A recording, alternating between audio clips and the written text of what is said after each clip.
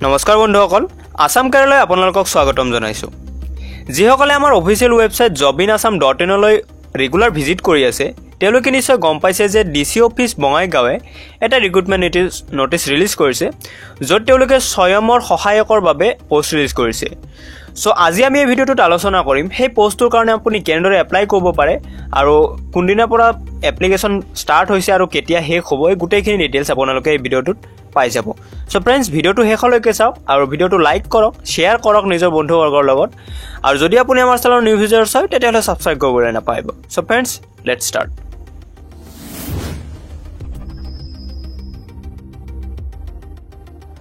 so ডেসক্ৰিপচনত মই এটা লিংক দি দিছো য'ত ক্লিক কৰিলে আপুনি এইটো পেজত আহি যাব য'ত আপুনি এপ্লিকেশনখন কৰিব লাগিব সো এটা দেখা হৈছে ডেপুটি কমিশনাৰ বঙাইগাঁও আৰু ইয়াতে গোটেইখিনি ডিটেইলছ দিয়া আছে সো মই প্ৰসিড টু এপ্লাইত ক্লিক কৰিছো আৰু প্ৰসিড টু এপ্লাইত ক্লিক কৰাৰ পিছত এইটো পেজ আহি যাব য'ত আপোনাৰ ইনষ্ট্ৰাকচনখিনি দিয়া আছে আৰু ইয়াতে দেখা হৈছে ডেট দিয়া আছে আপোনাৰ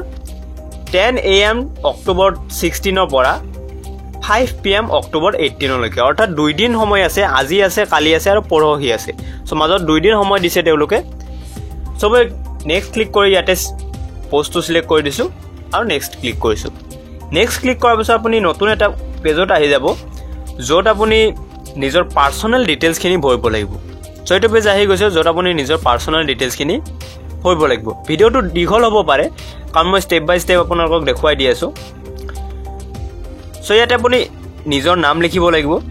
সো ভিডিঅ'টো শেষলৈকে চাব যাতে আপুনি কত ভুল নকৰে সো ইয়াতে নিজৰ নাম লিখিব আৰু ইয়াতে ফুল নেম লিখিব সো মই ইয়াতে নাম লিখিছো তাৰপিছত ইয়াতে জেন্ডাৰ সিলেক্ট কৰিব মোবাইল নাম্বাৰটো টাইপ কৰি আপুনি আকৌ ৰিটাইপ কৰিব লাগিব নেক্সট কলমটোত আপুনি ৰিটাইপ কৰিব লাগিব যাতে আপোনাৰ ভুল নহয় তাৰে কাৰণে ইয়াতে ডাবল দি দিছে সো মই ইয়াতে মোবাইল নম্বৰটো ৰিটাইপ কৰিছো তাৰপিছত ইমেইলটো আপুনি লিখিব লাগিব আৰু ইমেইলটো ৰিটাইপ কৰিব লাগিব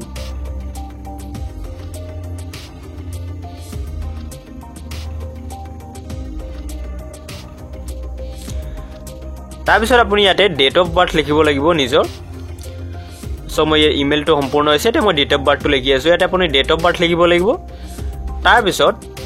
ডেট অফ বাৰ্থটো লিখাৰ পিছত আপুনি ইয়াতে ফাদাৰ্স নেম লিখিব আৰু ইয়াতে দেখা হৈছে ষ্টাৰ মাৰ্ক বিলাক দিয়া আছে আপুনি ষ্টাৰ মাৰ্ক বিলাক থকাখিনি আপুনি লিখিবই লাগিব সো মই ইয়াতে ফাদাৰ্স নেম লিখিছো তাৰপিছত মাদাৰ্স নেম তাৰপিছত স্পাউস নেম যদি আছে আপুনি লিখিব নাথাকিলে নাই যেটো ষ্টাৰ মাৰ্ক নাই সো ৰিলিজন ইয়াতে মই লিখিছো ৰিলিজন তাৰপিছত নেশ্যনেলিটি লিখিব নেশ্যনেলিটি অটোমেটিক সিলেক্ট আছে আৰু তাতে এটাই দিয়া আছে নেশ্যনেলিটি সো তাতে সিলেক্ট কৰিব নালাগে তাৰপিছত ইয়াতে এড্ৰেছ লিখিব সো মই ইয়াতে এড্ৰেছ লিখিছো আৰু আপুনি এড্ৰেছখিনি ভালদৰে লিখিব যাতে আপোনাৰ ভুল নহয় কমিউনিকেশ্যন কৰোতে যাতে তেওঁলোকৰ সুবিধা হয় তাৰ কাৰণে ইয়াতে আপুনি গোটেইখিনি ভালদৰে লিখিব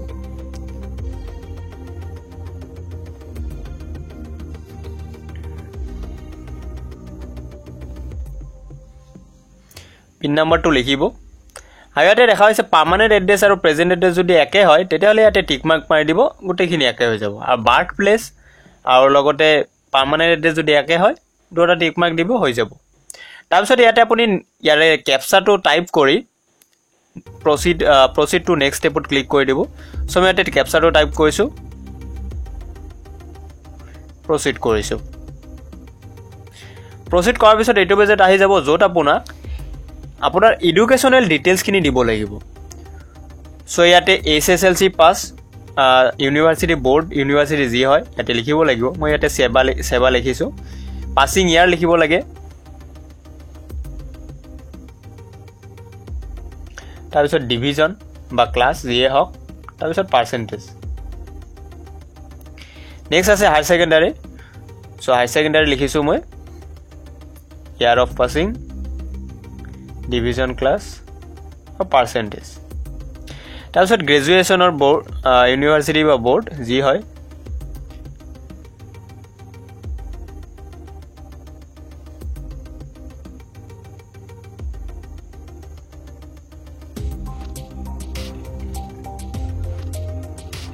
সো মই পাৰ্চেন্টেজ লিখিছো এটা আপুনি কম্পিউটাৰ কোৰ্সৰ ইয়াতে ইনষ্টিটিউচনৰ নাম লিখিব লাগিব তাৰপিছত ডিউৰেশ্যন ইন মান্থছত লিখিব লাগিব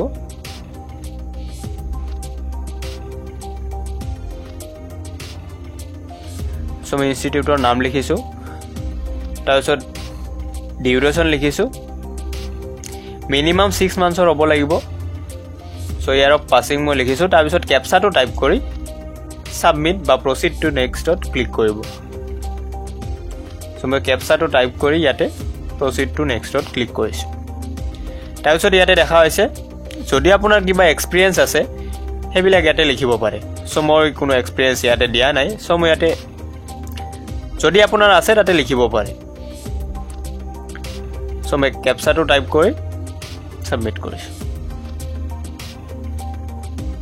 নেক্সট স্টেপত আপোনাৰ ডকুমেন্টছ কিনি সাবমিট কৰিব লাগিব যদি ইয়াতে আপুনি এটা এটা কৈ ডকুমেন্টছ সিলেক্ট কৰিব আৰু ইয়াতে ডকুমেন্টছটো সিলেক্ট কৰিব আৰু ইয়াতে আপলোডত ক্লিক কৰিব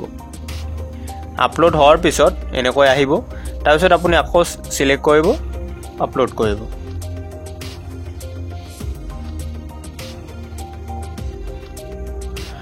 আৰু যদি আপুনি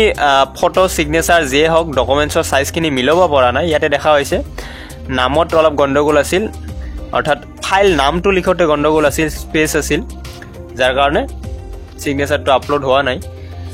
আৰু যদি আপুনি সাইজ মিলাব পৰা নাই তেতিয়াহলে মই এটা ভিডিও ইয়াতে আই বাটনত ক্লিক কৰিলে ভিডিওটো পাই যাব যেটো চালে আপুনি কোনো এপছ ডাউনলোড নকৰাকে আপুনি মোবাইলতে আপুনি গুটেইখিনি ডকুমেন্টছৰ সাইজ মিলাব পাৰিব আপোনাৰ যেটো সাইজ লাগে আপুনি হেতু সাইজ জাস্ট তাতে লিখি দিব আপোনাৰ সাইজ মিলি যাব সো মই সিগনেচাৰটো সাবমিট কৰিছোঁ ইয়াতে দেখা হৈছে সাইজ বেছি আছে যাৰ কাৰণে সাবমিট হোৱা নাই মই সিগনেচাৰটো সাবমিট গুটেইখিনি ডকুমেন্ট সাবমিট কৰি কম্পিউটাৰ ডিপ্লোমাটো সাবমিট কৰিছোঁ আৰু সাবমিট গুটেইখিনি হোৱাৰ পিছত ইয়াতে আপুনি কেপচা টাইপ কৰিব কেপচাটো টাইপ কৰি proceed to next stepত ক্লিক কৰিব লাগিব সো মই proceed to next stepত ক্লিক কৰিছোঁ ইয়াতে দেখা হৈছে এপ্লিকেশন ফৰ্মখন আহি গৈছে এতিয়াও যদি আপোনাৰ কিবা ভুল আছে আপুনি শুদ্ধ কৰিব পাৰে সো মই এগ্ৰিত ক্লিক কৰি কমপ্লিটত ক্লিক কৰি দিছোঁ আৰু ইয়াতে ডাউনলোড ইউৰ এপ্লিকেশন ফৰ্মত ক্লিক কৰি আপুনি এপ্লিকেশন ফৰ্মখন ডাউনলোড কৰিব পাৰে আৰু ডাউনলোড কৰাৰ পিছত আপোনাৰ এপ্লিকেশন ফৰ্মখন এনেকুৱা হ'ব যিখন আপুনি প্ৰিন্ট কৰি পিছলৈ যাতে দৰকাৰ হলে দিব পাৰে তাৰ কাৰণে আপুনি থৈ দিব পাৰে সো এনেকৈ আপুনি নিজৰ ফৰ্মখন নিজে ফিল আপ কৰিব পাৰে আৰু ভিডিওটো পজ কৰি আপুনি চাই ল'ব পাৰে কবাত যদি আপুনি অসুবিধা পায় সো ফ্ৰেন্ডস